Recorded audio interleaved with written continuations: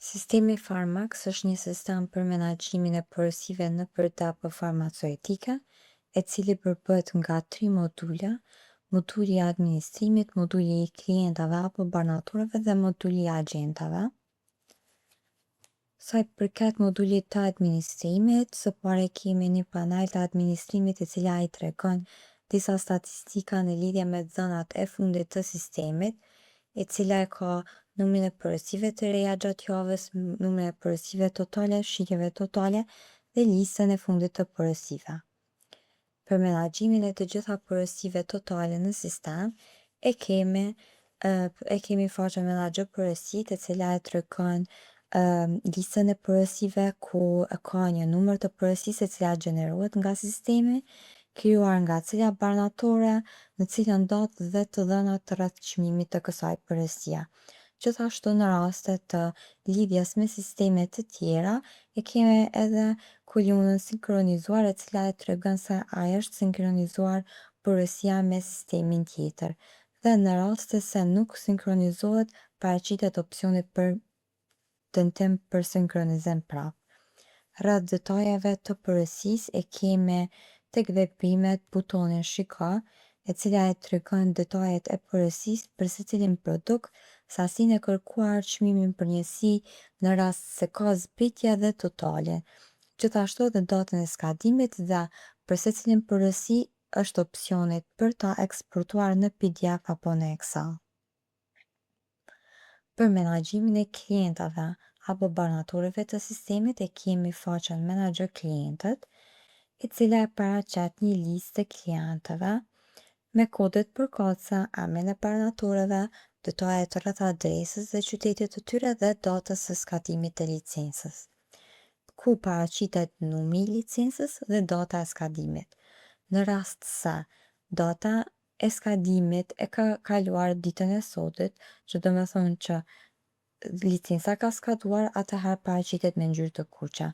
Në rast se është 1 muaj nga tani, paraqitet me ngjyrë portokalle për çështje të informimit dhe në rastet e tjera, atëherë paraqitet me ngjyrë të gjelbër.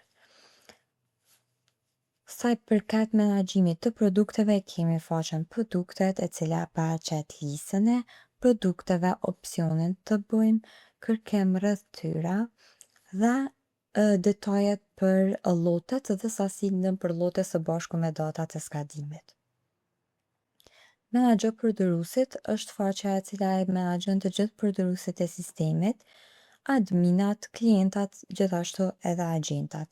I kemi 2 lloje të agjentave dhe menaxhimi i agjentave bëhet tek faqja tjetër përkatëse, ku ne mundemi me shtu, mi pa listën e tyre dhe mi menaxhu.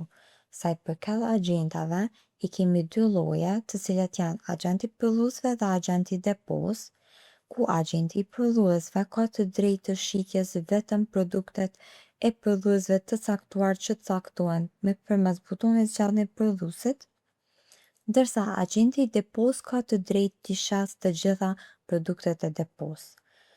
Tek shiko mundemi mi pa detajet e agjentit, ndërsa tek historiki i komisionit mundemi mi pa të gjitha porosit dhe shumën e cila i takon përmes kësaj porosie agjentit të caktuar. Për marketing dhe prioritetit të prodhuesve, e kemi disa pjesë të modulit të adminit, ku mundemi menaxhu për shembull prodhuesit e sistemit, ku ne mundemi mi caktu disa prodhues të cilët kanë prioritet më shumë, edhe ata paraqiten më shumë tek pjesa e klientit. Ndërsa për marketing e kemi pjesën e marketingut, ku mundemi me shtu tekst apo imazhe që shfaqen tek paneli i klientave, gjithashtu edhe llogët e prodhuesve dhe publikimi i ofertave të reja që ne i krijojmë në sistem. Moduli i klientave qasen përmes emailës ose username-it të tyre.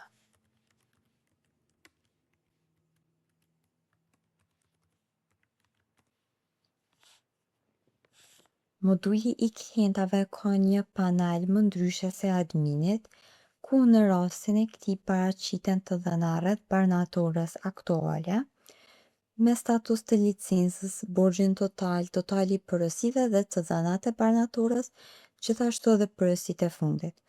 Fotot aktuale paraqiten fotot të cilat i shtuhen nga moduli i adminit tek pjesa e marketingut. Menaxhimi i përësive të agjentit dhe apo të klientit të kryuar për këtë banatura, faturat për kaste të cilat nuk janë ende të paguara së bashku me totalin e borxhit dhe ofertat që krijohen nga admini. Opsioni për të kryuar përësi të re e paraqet listën e produkteve ku ne mundemi me kërku me 3 searcha. Kërkimi i parë është me emër të artikullit. Mirë po, përveç që e kërkon artikullin, ai sugjeron sistemi edhe disa produkte të cilat janë të ngjashëm me artikullin përmes emrit gjenerik dhe që e kanë prodhues ndonjërin nga ata që i kemi caktu tek prodhuesit me prioritet. Shembull e kemi, e kërkojmë paracetamollin, e paraqet paracetamollin, gjithashtu edhe një produkt i cili është dalironi që e ka emrin gjenerik të ngjashëm të njëjtë me paracetamollin dhe e ka prodhuesin me prioritet. Sa i përket filtrimit tek prodhuesit, mundemi me kërku përmes një prodhuesi të caktuar dhe e liston të gjitha produktet e atij prodhuesit, gjithashtu edhe kërkimi me emër gjenerik. Tek sasia, ne nuk mundemi me përësit ma shumë sasi se sa që ka në stok tek depoja. Tek shporta, i shohim të gjitha produktet që i kemi vendosur në shport, mundemi me ndryshu sasinë e krijuar dhe ta bëjmë përësi.